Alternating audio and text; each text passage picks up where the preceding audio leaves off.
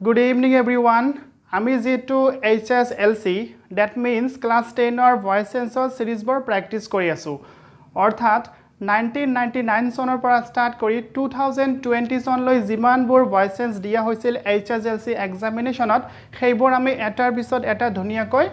শিকি আছো বা পঢ়ি আছো ঠিক আছে আমি যোৱাকালি ক্লাছত 1999 আৰু 2000 চনত অহা ভয়েস সেন্স বৰ ধুনিয়াকৈ এক্সপ্লেইন কৰিছো বা বুজি লৈছো আৰু আজিৰ ক্লাছত মই 2001 আৰু 2002 অহা ভয়েস সেন্স কেটা প্ৰ্যাকটিছ কৰি দেখুৱাই দিছো ধুনিয়াকৈ এক্সপ্লেইন কৰি দিছো just you need to concentrate আৰু এইখিনিতে মই তোমালোকক জনাই দিও যদি তোমালোকে যোৱাকালি ক্লাছটো চোৱা নাই তেনেহলে মই যোৱাকালি ক্লাছৰ লিংকটো এইখন ভিডিঅ ডেসক্ৰিপচনত দি দিছো তোমালোকে চাই ল'ব পাৰিবা ঠিক আছে সো তেনেহলে মই এতিয়া লেট নকৰাকৈ স্টাৰ্ট কৰি দিছো প্ৰথমত মই 2001 ত অহা দুটা কোৱেশ্চন অৰ্থাৎ ভয়েস সেন্স মই সমাধান কৰি দি আছো just you need to concentrate The first question is that they say that he is a saint. This is the question. So my dear student, my question to বুজাই দিয়াৰ আগতে মই তোমালোকক এটা ইম্পৰ্টেন্ট কথা জনাই দিও যেনেকুৱা 1999 চনৰ পৰা ষ্টাৰ্ট কৰি 2020 চনলৈ যিমানবোৰ ভয়েসেস দিয়া হৈছিল সেই গোটেইবোৰ ভয়েসেসৰ আনসাৰৰ মই এখন PDF ফাইল বনাই দিছো আৰু ফাইলখন মই মোৰ ওয়েবসাইট www.graduallearning.com এটো ওয়েবসাইটত আপলোড কৰি দিয়া আছে যদি তোমালোকে বিচৰা তাৰ পৰা ডাউনলোড কৰি ল'ব পাৰিবা আৰু লগতে মই জনাই দিও ক্লাস 10 ৰ যিমানবোৰ ষ্টাডি মেটেৰিয়েলছ আছে সেই গোটেইবোৰ ইম্পৰ্টেন্ট ষ্টাডি মেটেৰিয়েলছ এটো ওয়েবসাইটত अवेलेबल আছে তোমালোকে ডাউনলোড কৰি ল'ব পাৰিবা ঠিক আছে সো এতিয়া মই স্টাৰ্ট কৰি দিছো জাস্ট মনোযোগ দিবা তোমালোকে ইয়া লিখা আছে they say that he is a saint This is an important question. এতিয়া মনত ৰাখিবা কেতিয়াবা এনেকুৱা কোৱেশ্চনত ইয়া লিখা থাকে people say that means তোমালোকে ভালদৰে মনত ৰাখিবা যদি দেখা কোনো ভয়েস সেন্সত they say দিয়া আছে বা people say ইয়া they say থাকিব পাৰে বা people say থাকিব পাৰে তাৰ পিছত that he is a saint he is a thief এনেকুৱা ধৰণৰ কিবা থাকিব পাৰে জাস্ট স্টাডিকন যদি they say that বা he say that থাকে তেনেহলে তেনেকুৱা ধৰণৰ ভয়েস সেন্সবোৰ কেনেকৈ পেসিভত চেঞ্জ কৰা হয় মই কৰি প্লাই দেখুৱাই দি আছো সো মনত ৰাখিবা যদি they say that বা people say that এৰ স্টাৰ্ট হয় তেনেহলে তোমালোকে লিখিবা it is said এবাৰ মুখস্থ কৰিবা it is said লিখাৰ পিছত that লিখিবা that means they say পৰিৱৰ্তে বা people say পৰিৱৰ্তে তোমালোকে লিখিবা it is said তাৰ পিছত that ৰ পৰা স্টাৰ্ট কৰিবা that ৰ পৰা স্টাৰ্ট কৰি বাকি যিমানখিনি আছে গোটেইখিনি লিখি দিবা that he is a saint so মই পুনৰবাৰ ৰিপিট কৰি দিছো তোমালোকে ভালদৰে মনোযোগ দিবা যদি কোনো ভয়েস সেন্স এক্টিভ ভয়েস যদি they say বা people say that he is saint they say বা people say start হৈছে তাৰ পিছত that ৰ পিছত বাকি এইখিনি দিয়া আছে তেনেহলে তোমালোকে তেনেকুৱা ধৰণৰ এক্টিভ ভয়েস টো পেসিভ লৈ চেঞ্জ কৰিবলৈ হলে তোমালোকে লিখিবা they say বা people say ঠাইত লিখিবা it is said তাৰ পিছত that ৰ পিছত গোটেইখিনি তোমালোকে সেম লিখি দিবা the answer will be correct okay তাৰ উপৰিও এনেকুৱা ধৰণৰ ভয়েস আমি বেলেগ এটা নিয়মত কৰিব পাৰো যেনেকুৱা নিয়মটো হ'ল এতিয়া মই আন এটা কথা তোমালোকক জনাই দিও সাপোজ ধৰি লোৱা যদি কোৱেশ্চনটো প্যাসিভ ভয়েসত দিয়া থাকে যেনেকুৱা it is said that he is a saint যদি এনেকুৱা কন্ডিশনত কোৱেশ্চনটো দিয়া থাকে তেনেহলে প্যাসিভ অ্যাক্টিভত কৰিলে কি হ'ব এটো হ'ব সো অ্যাক্টিভত কৰিলে তেনেহলে আমি কি বুজা পাম it is said লিখা আছে that means ইয়াৰ পৰিৱৰ্তে কি হ'ব they say হ'ব নহলে people say হ'ব গতিকে তোমালোকে it is said saidৰ পৰিৱৰ্তে they say বা people say লিখিবা তাৰ পিছত that ৰ পিছত যিখিনি আছে গোটেইখিনি লিখি দিবা আনসাৰটো শুদ্ধ হ'ব এটো কিন্তু অ্যাক্টিভ ভয়েস হয় আৰু এটো প্যাসিভ ভয়েস হয় অ্যাক্টিভ আৰু প্যাসিভৰ বিষয়ে মই অলৰেডি ক্লাস কৰি দিছো যদি তোমালোকৰ কনফিউজন আছে ডেসক্ৰিপচনত যাবা তাতে লিংক দিয়া আছে চাই ল'ব পাৰিবা সো 2 নম্বৰ নিয়ম আমি কেনেকৈ কৰিব পাৰিম সাপোজ ধৰি লোৱা they say that he is a saint এই কোৱেশ্চনটো দিয়া আছে সো এটো কোৱেশ্চনৰ আনসাৰ কৰিবলৈ হলে তোমালোকে ডেটৰ পিছত যেটো সাবজেক্ট দিয়া থাকিব হেতু তোমালোকে ইয়া সাবজেক্ট হিচাপত লিখিবা সো তাত হি দিয়া আছে হি লিখলো সি থাকিলে সি লিখিম যেটো থাকিব হেতু লিখিবা ঠিক আছে তাৰ পিছত যেটো টেন্সত দিয়া থাকিবা যদি পাস্ট টেন্সত দিয়া থাকে পাস্ট টেন্সৰ গঠনত লিখিবা যদি প্ৰেজেন্ট টেন্সত দিয়া থাকে প্ৰেজেন্ট টেন্সৰ গঠনত লিখিবা and now the sentence has been written in present indefinite tense ot jetu likha ase gotike ame present indefinite tense ot likhilu he is likhilu that means ekhini same likhiba tar bisot said likhiba eibor ei gothon to mukosto koriba that means that or bisot jetu subject thakiba hetu likhiba tar bisot tense onukori jetu verb or proyojon hai hetu verb likhiba tar bisot said verb to likhiba okay etia said verb likhar bisot that or para start koriba that he agor nisna gote kini he is a saint so ma punoribar repeat koi disu jate tomaloke examination at bhul nokora jodi they say ba people say that he is a saint enuko dhona question thake tene hole tomaloke it is said that or bisot gote kini likhi diba enekoi likhilio hobo ba jodi tomaloke bisora ma beleg niyomot koru tene hole that or bisot jitu subject die thakiba hetu prothomot likhiba tar bisot jitu tense ot die thakibo tense onukori likhiba aru tar bisot said shobdo to likhiba likhar bisot question to kintu that thakiboy that or bisot start kore gote khini likhi diba this will be also correct answer I hope you understood it so dear students jodi tomaloke eto bujibo parisa tene hole yes bili comment box ot type kora now I move to the second one etia moi second question la agwai jao question to already tomaloke dekhisa hoto yat likha ase was a tiger moi ebar pohi disu was a tiger killed by a hunter question mark so I hope you understood that the question has been written in interrogative sentence and the question is an active voice aru interrogative sentence likha ase so simple hoy tomaloke ebor agor class ote kori ahisa so monot rakhiba tomaloke narration aru voice sense ot ketia tomaloke wrong nokoriba voice sense or khetrot jitu tense or likha thake hetu tense to hobo aru jodi interrogative or likha thake jitu sentence or likha thakiba hetu sentence to hobo kono dhonor poriborton no hoy tense ba sentence or kintu narration or poriborton hoy gotike tomaloke khelimeli nokoriba so manon rakhiba question to interrogative sentence or interrogative mark dia ase aru question to active voice hoy active passive কেনেকৈ ধৰিব লাগে তোমালোকে হয়তো নিশ্চয় জানা মই ইয়াত আৰু শিকানি দিও আগতে মই কৈ দিছিলো তোমালোকে ভিডিওবোৰ চাই লবা so এটি আমি কি কৰিম passive লৈ চেঞ্জ কৰিম so এটিয়ে দেখা যদি তোমালোকৰ ডাইৰেক্ট ইন্টাৰোগেটিভ সেন্টেন্সত passive কৰাটো অসুবিধা হয় তেনে হলে তোমালোকে কি কৰিবা তোমালোকে প্ৰথমত assertive সেন্টেন্সতে passive লৈ কৰিবলৈ চেঞ্জ কৰিবা so প্ৰথমত কিহৰ প্ৰয়োজন আছে আমাৰ সাবজেক্টৰ ইয়াত অবজেক্ট কি দিয়া আছে এটো অবজেক্ট আছে এটো কি হ'ব সাবজেক্ট হ'ব সাবজেক্ট আমি কি লিখিম এ হান্টাৰ লিখিলো ওকে তাৰ পিছত আমি টেন্স টু দেখিম কি টেন্সত passive voice to লিখা আছে now we understood that the passive voice has been written in past indefinite tense লিখা আছে because past indefinite tense or helping verb দিয়া আছে আৰু ইয়াত verb third form দিয়া আছে because this is a passive voice so a hunter লিখিলো so আমি যেতিয়া active voice লৈ চেঞ্জ কৰিম past indefinite tense or যেটো গঠন আছে হেতু গঠনত আমি লিখি দিম so আমি সকলোৱে জানো যে past indefinite tense এটা গঠন কৰিবলৈ হলে প্ৰথম সাবজেক্টৰ প্ৰয়োজন হয় জেনাৰেলি তাৰ পিছত ভাৰ্বৰ সেকেন্ড ফৰ্ম লিখিব লাগে and we have written here subject a hunter এতিয়া আমি কি লিখিম কোৱাচোন এতিয়া আমি ভাৰ্বৰ সেকেন্ড ফৰ্ম লিখিম right and in this sentence the main verb is killed সদায় মনত ৰাখিবা কিন্তু দেই ভাৰ্বৰ যেটো মেইন ভাৰ্ব হেতুৰে তোমালোকে v2 v3 v4 যেটো ফৰ্ম লিখিব লগা হয় হেতু লিখিবা হেল্পিং ভাৰ্বৰ নি লিখিবা সো কিল্ড দি আছে তোমালোকে নিশ্চয় জানা কিল্ডটোৱে হ'ব ইয়াত ভাৰ্বৰ সেকেন্ড ফৰ্ম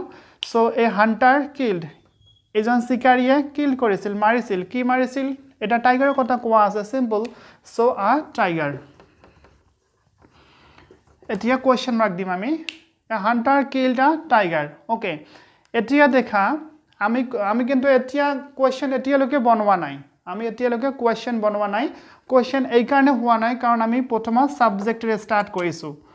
যদি কোনো এটা সেন্টেন্স সাবজেক্টৰে স্টাৰ্ট হয় আৰু শেষত গৈ ফুল ষ্টপ হয় তেনে হলে সেন্টেন্সটো হ'ব assertive sentence now we have changed this sentence into assertive sentence আমি assertive sentence ত লিখিলো কিন্তু question to যেটো interrogative sentence ত লিখা আছে so we must have to transfer it into interrogative sentence এতিয়া interrogative হবলে হলে কি হব লাগিব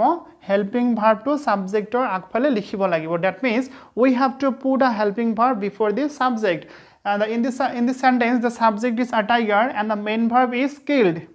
but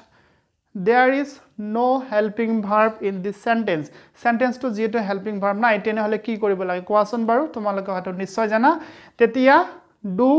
did আৰু does ৰ হয় লব লাগিব হেতু কৰ পৰা লম আমি মেইন ভাৰ্বৰ পৰা মেইন ভাৰ্বটো ভাৰ্বৰ সেকেন্ড ফৰ্ম দিয়া আছে আৰু যদি ভাৰ্বৰ সেকেন্ড ফৰ্ম হয় তেনেহলে হেল্পিং ভাৰ্ব কি আহিব তোমালোকে নিশ্চয় জানা বা মই আগৰ ক্লাছবোৰতো কৈ দিছো তোমালোকে চাই লবা সো ভাৰ্বৰ সেকেন্ড ফৰ্ম আছে সেই কাৰণে আমি ইয়াত did এটা হেল্পিং ভাৰ্ব হিচাপত লম আৰু যেতিয়া আমি সাবজেক্টৰ সন্মুখত হেল্পিং ভাৰ্ব দিম তেতিয়া কিন্তু সেন্টেন্সটো পৰিৱৰ্তন হৈ পেলাই কিয়ত হ'ব কোৱাচোন পৰিৱৰ্তন হৈ পেলাই ইন্টাৰোগেটিভ সেন্টেন্সত পৰিৱৰ্তন হ'ব এতিয়া আমি did লিখিলো কৰ পৰা লিখিলো হেল্পিং ভাৰ্বটো কৰ পৰা পালো আমি কিল্ডৰ পৰা ইয়াত did লিখিলো কিন্তু মনত ৰাখিবা যেতিয়া তোমালোকে do did does helping verb হিচাপত লিখিবা তেতিয়া কিন্তু সদায় মেইন ভাৰ্বটো ইফালে আহি ভাৰ্বৰ ফাৰ্স্ট ফৰ্মত হ'ব দ্যাট মিন্স এতিয়া এটো v1 ফৰ্মত হ'ব তাৰ উপৰিও আমি ইয়াত মাজ ভাগত কি লিখিছো এটো ক্যাপিটাল লেটাৰ লিখিছো মাজত এ কেতিয়াও ক্যাপিটাল নহব ইয়াত এ হ'ব small letter so the right answer is did a hunter kill a tiger so এনেকৈ তোমালোকে কৰিবা কেতিয়া ভুল নহব শৰ্টকাট পদ্ধতিত যদি তোমালোকে কৰিব বিচৰা তেনেহলে মই কৈ দি আছো মনত ৰাখিবা যদি কোনো এটা সেন্টেন্স ইন্টাৰোগেটিভ সেন্টেন্সত লিখা থাকে আৰু প্যাসিভ ভয়েসত দিয়া থাকে তেনেহলে তোমালোকে was বা where ইয়াত দিয়া থাকিব এটোৰ পৰিৱৰ্তে সদায় did লিখিবা was বা where পৰিৱৰ্তে did লিখিবা তাৰ পিছত সাবজেক্ট অনুসৰি বাকিখিনি লিখি দিবা হৈ গল সো ডিয়াৰ ষ্টুডেন্ট যদি তোমালোকে বুজিব পাৰিছা তেনেহলে কমেন্ট কৰিবা yes বুলি আৰু যদি কিবা কোৱেশ্চন কোৱেৰি থাকে তেনেহলে তোমালোকে কমেন্ট বক্সত দিবা বা ডেসক্ৰিপচনত মোৰ WhatsApp নম্বৰ দিয়া আছে তোমালোকে মোৰ লগত যোগাযোগ কৰিব পাৰিবা তোমালোকৰ ষ্টাডি সম্পৰ্কে যিকোনো সমস্যা বা যিকোনো খুদিব লগা থাকিলে তোমালোকে নিশ্চয় মোৰ লগত যোগাযোগ কৰিব পাৰিবা সো আমি 2001ত যি দুটা কোৱেশ্চন আহিছিল সেই দুটা আমি সমাধান কৰিলো আৰু মই আশা কৰিম তোমালোকে হয়তো নিশ্চয় বুজিব পাৰিছা আৰু মনোযোগৰে হয়তো শুনিয়ে আছা এতিয়া আমি 2002 অহা যি দুটা কোৱেশ্চন আছে সেই দুটা প্ৰ্যাকটিস কৰিম ঠিক আছে the first question is the most important one 2002 যেটো প্ৰথম কোৱেশ্চন দিয়া আছে this is the most important this question is frequently asked in the final year examination বেছিভাগ final year examination তেই এই কোৱেশ্চনটো সোধা হয় not only in class 10 but also in class 9 11 and 12 also so question to মই এবাৰ পঢ়ি দিছো ভালদৰে চাবা People speak English all over the world. This is the most important question, you know. People speak English all over the world. All over the world means gotei bishwotei ki kora hoy English koy kune koy people koy thik ase so definitely you understood that the sentence has been written in active voice now we have to transfer it into passive voice etu active voice or hoy ami etia passive lo change korim passive lo change korile ki likhibo lagibo prothomot nishoy jana first we have to find out the object and in this sentence the object is English will be here subject English okay ami English to subject banai dilu etia according to the tense form we have to choose a helping verb so first we have to catch up the tense form of the sentence the tense is present indefinite tense this verb is verb first form যদি ভাৰ্বৰ first form হয় তেনে হলে কি হ'ব present indefinite tense হ'ব আৰু present indefinite টেন্সৰ helping verb হিচাপত কি আহিব ইয়াত ইজ আহিব তোমালোকে নিশ্চয় জানা এম ইজ আৰ হয় ইংলিশৰ লগত কি হ'ব ইজ হ'ব সো ইংলিশ ইজ লিখিলো and according to the passive form passive ভয়েসৰ নিয়ম অনুসৰি এতিয়া আমাক হেল্পিং মেইন ভাৰ্বৰ থাৰ্ড ফৰ্ম লিখিব লাগিব so this is the main verb and the third form will be spoken English is spoken মই এটা ইয়াত ব্ৰেকেটত লিখি দিছো by people যেটো তোমালোকে হয়তো লিখিবা এক্সামিনেশনত আৰু ভুলটো কৰি থৈ আহিবা মই ভালদৰে জানো মই বুজাই দি আছো আৰু গোটেখিনি লিখিলো এতিয়া বাকি কি থাকিল all over the world ইয়াত হ'ব এতিয়া এটা কথা ভালদৰে মনত ৰাখিবা এই কোৱেশ্চনটো দেখাত কিন্তু খুবই ইজি আৰু সহজ যেন লাগিছে কিন্তু বহুত ষ্টুডেন্টে কি কৰিব ভুল কৈ লিখি আহিব যেনেকুৱা মই ইয়াত ভুল কৈ লিখি দিছো সো তোমালোকে এনেকুৱা ধৰণৰ ভুল নকৰিবা যেহেতু কোৱেশ্চনটো মোস্ট ইম্পৰ্টেন্ট হয় কি ভুল আছে ইয়াত তোমালোকে ইয়াত বাই পিপল নিলিখিবা আমি সাধাৰণতে প্ৰথম ক্লাছত বা আগৰ ক্লাছবোৰত আমি ভালদৰে শিকি আহিছো যে ভাৰ্বৰ থাৰ্ড ফৰ্ম লিখাৰ পিছত বাই অবজেক্ট লিখিব লগা হয় যিকোনো সাবজেক্টত আমি কি কৰোঁ ফটাফট অবজেক্ট বনাই দিওঁ কিন্তু মনত ৰাখিবা এনেকুৱা বহুত বিষয় আছে বা সাবজেক্ট আছে যিবোৰ আমি বাই অবজেক্ট কৰিব নোৱাৰিম বা কৰিব নালাগে কৰিলে হয়তো ভুলকৈ দিব পাৰে ছাৰজনে সো মনত ৰাখিবা এতিয়া কথা হল কোনবোৰ সাবজেক্ট এনেকুৱা কোনবোৰ সাবজেক্ট আমি বাই অবজেক্ট নকৰিম this is the most important এইখিনি খুবই গুৰুত্বপূৰ্ণ কথা হয় ভালদৰে বুজিবলৈ চেষ্টা কৰিবা তোমালোকে হয়তো এই ভুলটো এক্সামিনেশনত কৰি আহিবা ইয়াত স্পকেন লিখিবা তাৰ পিছত বাই পিপল লিখি থৈ আহিবা আৰু তোমালোকে ঘৰত আহি হিচাপ কৰিবা যে মই ইয়াত 1 নম্বৰ পাম আৰু শেষত কি হল ইয়াত 0 নম্বৰ আহিছে সো মনত ৰাখিবা যদি বিষয়টো সাৰ্বজনীন হয় ইয়াত যেটো কথা কোৱা আছে কি কথা কোৱা আছে যে গোটেই বিশ্বতেই ইংলিশ কয় অৰ্থাৎ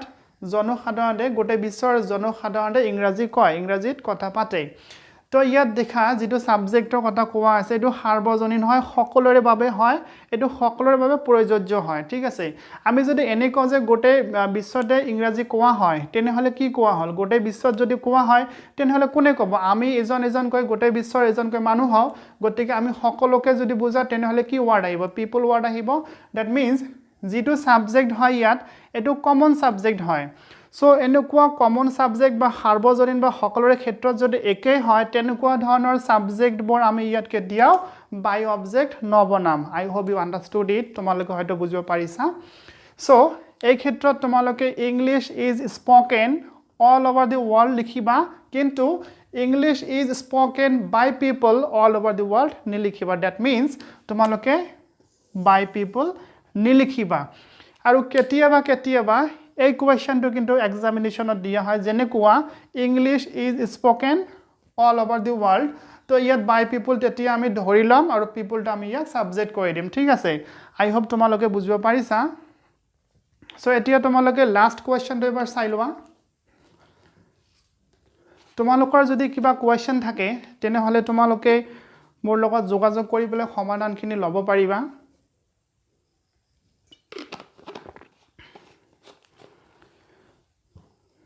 Okay. This is the last question of 2002 চনৰ এটো last question হয় আৰু আজি ক্লাছৰ আমাৰ এটো last question হয় ভালদৰে শুনিবা মই প্ৰথমত question এবাৰ পঢ়ি দিছো the stage was decorated by the students so simple and easy question the stage অৰ্থাৎ stage খন মঞ্চ খন was decorated অৰ্থাৎ stage খন decorate সজ্জিত কৰা হৈছিল by দ্বাৰা কাৰ দ্বাৰা the students অৰ্থাৎ ছাত্ৰ ছাত্ৰী সকলৰ দ্বাৰা স্টেজ খন ডেকোৰেটেড কৰা হৈছিল অৰ্থাৎ সজ্জিত কৰা হৈছিল বা সজোৱা হৈছিল তোমালোকে হয়তো নিশ্চয় বুজিব পাৰিছা কোৱেশ্চনটো প্যাসিভ ভয়েসত লিখা আছে কিয়নো কামটো বেলেগৰ দ্বাৰা কৰা হৈছে বুলি ইয়াত কোৱা হৈছে সো এতে অ্যাক্টিভ লৈ চেঞ্জ কৰিব লাগিব অ্যাক্টিভ লৈ চেঞ্জ কৰিলে কি কৰিব লাগিব যি অবজেক্টটো দিয়া আছে হেটো সাবজেক্ট বনাব লাগিব অবজেক্টটো কি দিয়া আছে ইয়াত দি স্টুডেন্টস দিয়া আছে সো আমি অবজেক্টটো সাবজেক্ট বনালো দি স্টুডেন্টস তোমালোকে হয়তো বুজিব পাৰিছা সাবজেক্ট বনালো এতিয়া যেহেতু অ্যাক্টিভ ভয়েসত লিখি আছো আমি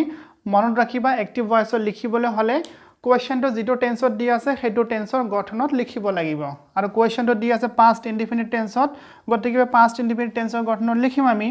সো দি স্টুডেন্টৰ পিছত কি লিখিব লাগিব ভাৰ্বৰ second form and in the sentence the verb is decorated এটো হয় সেকেন্ড ফৰ্ম গতিকে আমি ডেকোৰেটেড লিখিলো দি স্টুডেন্টস ডেকোৰেটেড অৰ্থাৎ ছাত্ৰ ছাত্ৰী সকলে সজ্জিত কৰিছিল বা সজাইছিল কি সজাইছিল বা কি সজ্জিত কৰিছিল স্টেজখন স্টেজখন সজাইছিল আমি কোৱেশ্চনটো পৰতে আমি বুজা পাইছিলো সো ইয়াত কি হ'ব দি stage the students decorated the stage this is the active voice of this passive voice etu hobo active voice and this is the right answer the students decorated the stage so my dear student আমি গোটেই কেটা অৰ্থাৎ চাৰিটা মান ইয়া দিয়া আছিল আমি গোটেই কেটা ভালদৰে এটাৰ পিছত এটা ধুনিয়াকৈ সমাধান কৰি দিলো সো এইখিনিতে যদি তোমালোকৰ কিবা কোৱেৰি থাকে কোৱেশ্চন থাকে তোমালোকে মই খুদিব পাৰা মই নিশ্চয় তোমালোকৰ কোৱেশ্চনৰ আনসাৰ দিবলৈ যথেষ্ট চেষ্টা কৰিম আৰু আমি নেক্সট ক্লাছত 2003 পৰা স্টাৰ্ট কৰিম এনেকৈ আমি 2020 লৈকে প্ৰ্যাকটিছ কৰিম আৰু গোটেইবোৰ আনসাৰ মই অলৰেডি কৈ দিছো মোৰ ওয়েবসাইটত अवेलेबल আছে লগতে তোমালোকৰ যিমানবোৰ study materials letter writing report writing বাকি কোৱেশ্চন আনসাৰ গোটেইখিনি তোমালোকে ইয়াতে পাবা তাৰ পৰা ল'ব পাৰিবা ঠিক আছে সো তেনেহলে মই আজি ক্লাসটো ইয়াতে শেষ কৰি দিছো আমি নেক্সট ক্লাসত পুনৰ কথা পাতিম আজিলৈকে এইখিনিয়ে যদি ক্লাসটো ভাল লাগিছে লাইক কৰিবলৈ কেতিয়াও নাপাহৰিবা লগতে মোৰ চেনেলটো সাবস্ক্ৰাইব কৰি দিবা মোক সাপোৰ্ট কৰিবা আৰু ওচৰত থকা বেল আইকনটো কেতিয়াও প্ৰেছ কৰিবলৈ নাপাহৰিবা কাৰণ মই যেতিয়া লাইভ ক্লাস কৰো বা তোমালোকৰ বাবে এনেকুৱা ধৰণৰ ভিডিও বনাই দিম তেতিয়া যাতে প্ৰথমতে তোমালোকৰ ওচৰলৈ আহি যায় সো তেনেহলে মই ইয়াতে শেষ কৰিলো আজিলৈকে এইখিনিয়ে thank you have a good day